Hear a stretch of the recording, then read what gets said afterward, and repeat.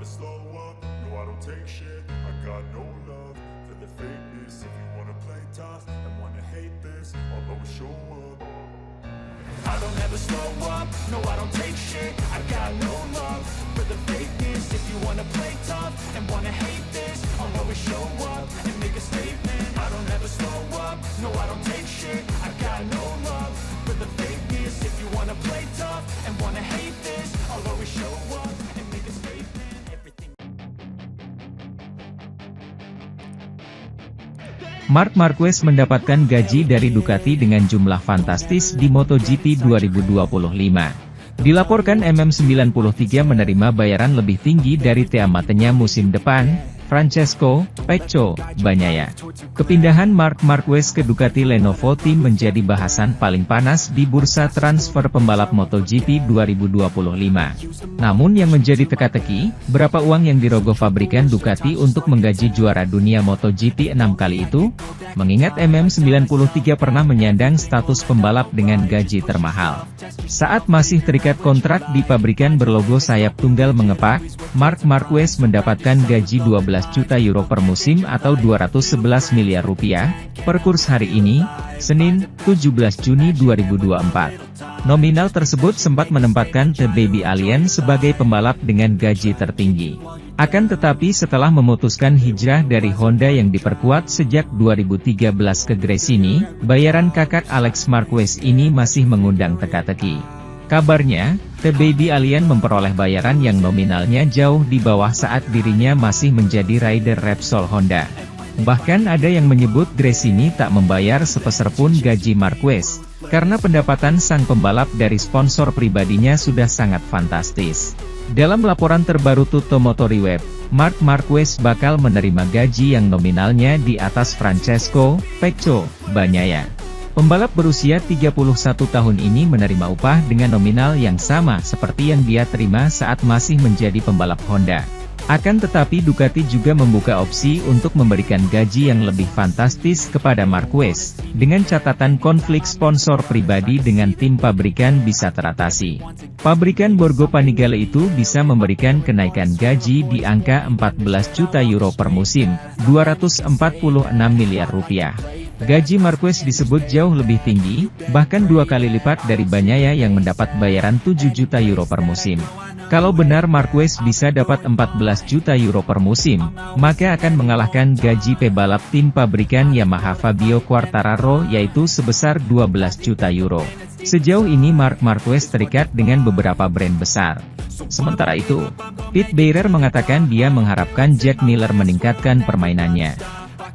Sedih baginya, bos KTM Motorsports ingin membantunya mencari motor lain.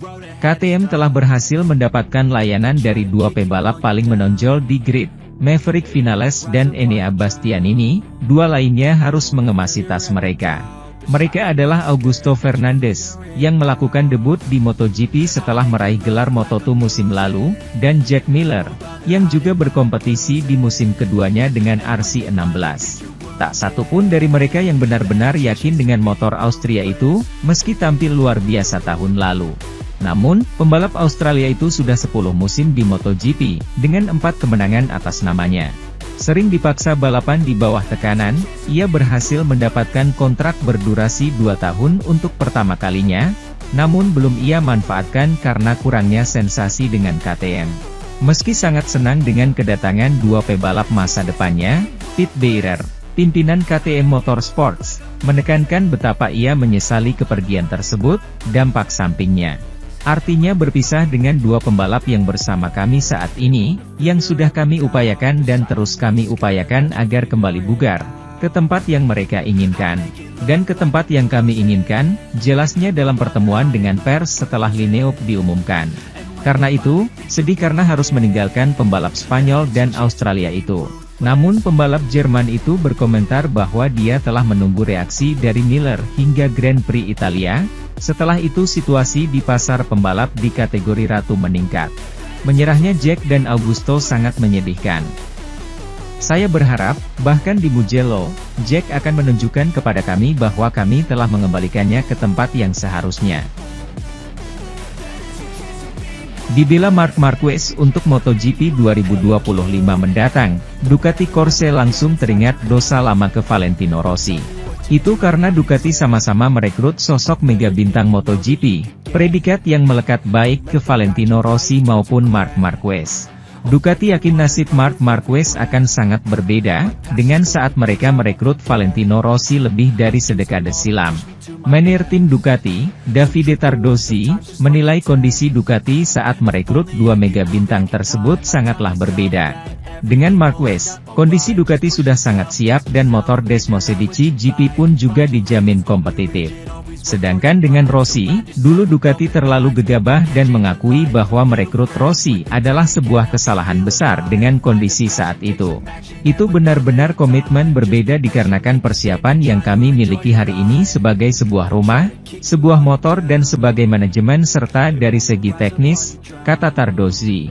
Itu benar-benar sebuah kesalahan nyata ketika kami merekrut Valentino Rossi di Ducati, kami belum siap, jelasnya.